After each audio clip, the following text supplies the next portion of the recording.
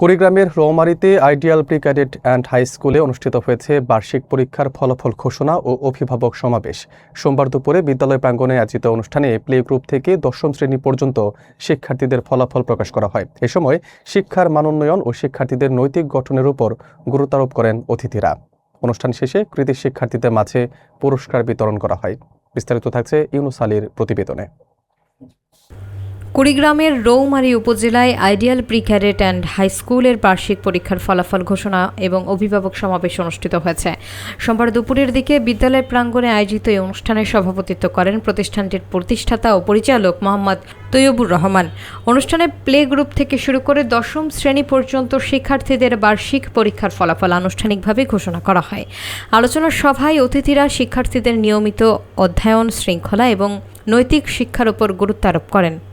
তারা বলেন, শিক্ষার্থীদের সুশিক্ষায় গড়ে তুলতে শিক্ষক ও অভিভাবকদের সম্মিলিত ভূমিকা অত্যন্ত গুরুত্বপূর্ণ। একই সঙ্গে একটি আদর্শ শিক্ষা প্রতিষ্ঠান গড়ে তুলতে অভিভাবকদের সহযোগিতা অব্যাহত রাখারও আহ্বান জানানো হয়।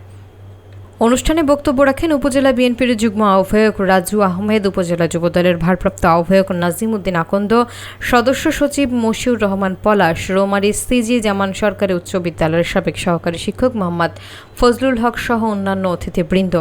আলোচনা সভা শেষে কৃতী শিক্ষার্থীদের মাঝে পুরস্কার বিতরণ করা হয় এবং পরীক্ষার ফলাফল প্রকাশ করেন প্রতিষ্ঠানের পরিচালক মোহাম্মদ তৈয়বুর রহমান।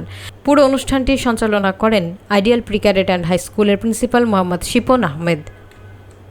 সিনিয়র জুনিয়র অভিভাবক মিডিয়া, কেউ ম্যাজিস্ট্রেট হবেন, এসপি হবেন, ডিসি হবেন।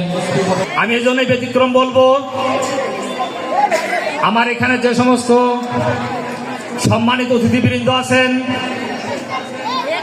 তাদের আর সেই লক্ষ্যে তোমাদেরকে সেভাবে প্রস্তুতি গ্রহণ করতে হবে যে এই